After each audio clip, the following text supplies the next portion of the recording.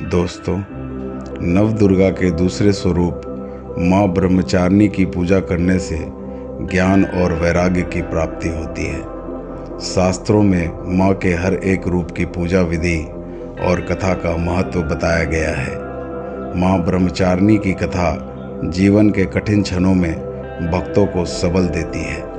नवरात्रि के दूसरे दिन माँ ब्रह्मचारिणी की पूजा की जाती है।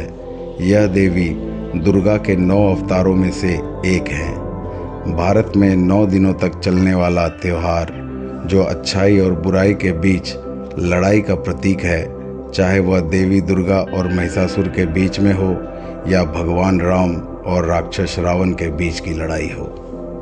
ब्रह्मचारिणी का अर्थ तप की चारिणी यानी तप का आचरण करने वाली। देवी का यह स्वरूप पूर्ण ज्योतिर्मय और अत्यंत भव्य है। माँ के दाएं हाथ में जप की माला है और बाएं हाथ में यह कमंडल धारण किए हुए हैं। यज्ञ की अग्नि में आत्मदाह करने के बाद दुर्गा माँ ने पहाड़ों के राजा हिमावन की बेटी के रूप में जन्म लिया। उनका नाम पार्वती रखा गया। जब पार्वती बड़ी हुई तो ब्रह्मा जी के पुत्र नारद मुनि ने उनसे मुलाकात की।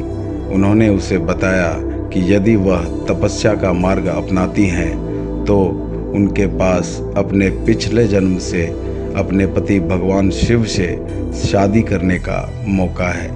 पार्वती ने इस जन्म में भी भगवान शिव से विवाह करने का निश्चय किया। पार्वती ने तपस्या और भक्ति का एक अत्यंत कठिन मार्ग अपनाया। इस कठिन तपस्या के कारण इन्हें तपश्चारिणी अर्थात ब्रह्मचारिणी नाम से जाना गया। 1000 वर्ष तक इन्होंने केवल फल फूल खाकर बिताए और 100 वर्षों तक केवल जमीन पर रहकर शाक पर निर्वाह किया। कुछ दिनों तक कठिन उपवास रखने के बाद खुले आकाश के नीचे वर्षा और धूप के घोर कष्ट सहे। 3000 वर्षों तक टूटे हुए बिल्व पत्र खाए और भगवान शंकर की आराधना करती रही। इसके बाद तो उन्होंने सूखे बिल्व पत्र खाना भी छोड़ दिए। कई हजार वर्षों तक निर्जल और निराहार रहकर तपस्या करती रही। पत्तियों को खाना छोड़ देने के कारण ही इनका नाम अपर्णा भी पड़ गया। कठिन तपस्या के कारण देवी का शरीर एकदम क्षीण हो गया। देवता, ऋषि, सिद्धगण, मुनि सभी ने ब्रह्मचारिणी की तपस्या को अभूतपूर्व पुण्य कृत्य बताया, सराहना की और कहा, हे देवी, आज तक किसी ने इस तरह की कठोर तपस्या नहीं की है। यह आपसे ही संभव था।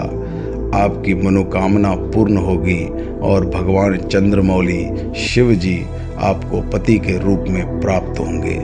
अब तपस्या छोड़कर घर लौट आएं। जल्द ही आपके पिता आपको लेने आ रहे हैं। लेकिन माँ ने तब तक तप समाप्त नहीं किया जब तक स्वयं शिव जी ने उन्हें साक्षात दर्शन न दिए। उनसे आशीर्वाद मिलने के उपरांत ही माँ अपने घर की ओर प्रस्थान की। माँ की कथा का सार यह है कि जीवन के कठिन संघर्षों में भी मन विचलित नहीं होना चाहिए। माँ ब्रह्मचारिणी देवी की कृपा से सर्व सिद्धि प्राप्त होती है।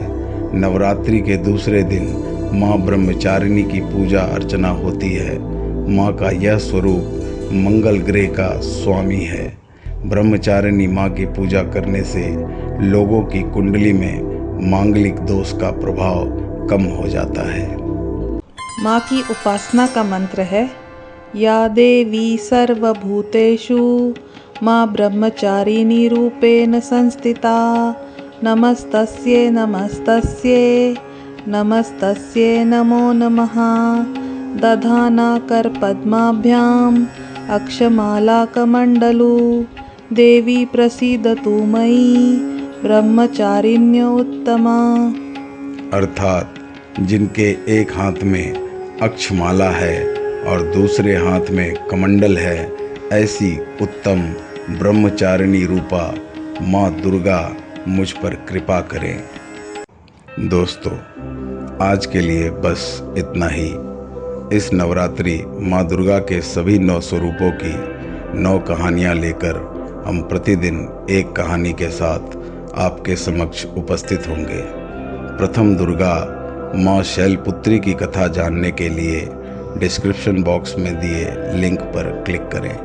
अगर आपने हमारा चैनल अभी तक सब्सक्राइब नहीं किया है तो कृपया इसे सब्सक्राइब करें और बेल आइकन दबाकर नोटिफिकेशंस ऑन कर लें।